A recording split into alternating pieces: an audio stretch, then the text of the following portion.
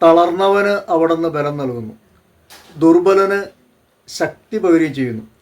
യുവാക്കൾ പോലും തളരുകയും ക്ഷീണിക്കുകയും ചെയ്തേക്കാം. ചെറുപ്പക്കാർ ശക്തിയേറ്റി വീഴാം. എന്നാൽ ദൈവത്തിൽ ആശ്രയിക്കുന്നവർ വീണ്ടും ശക്തി പ്രാപിക്കും.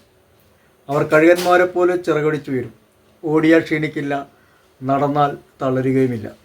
യെശയ്യാ പ്രവാചകന്റെ പുസ്തകം 40-ാം അധ്യായം 29, 30, 31 തിരുവചനങ്ങൾ.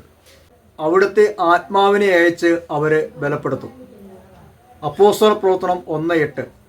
പരിശുദ്ധാത്മാവ് കടന്നു വരുമ്പോൾ നിങ്ങൾ ശക്തി പ്രാപിക്കും. അപ്പോസ്തല പ്രവർത്തനം 2-ാം അധ്യായം 1 തൊട്ടുള്ള വചനങ്ങളിൽ നാം ഇപ്രകാരം കാണുന്നുണ്ട്. പരിശുദ്ധാത്മാവ് നിറഞ്ഞു കഴിഞ്ഞപ്പോൾ അവരെല്ലാവരും ശക്തി പ്രാപിച്ചു. ധൈര്യപൂർവ്വം കർത്താവിനെ പ്രഘോഷിച്ചു. യേശുവിന് സാക്ഷിയായി മാറി. പരിശുദ്ധാത്മാവ് നിറയാൻ പ്രാർത്ഥിക്കാം. പരിശുദ്ധാത്മാവിനാൽ ശക്തിപ്പെടാം.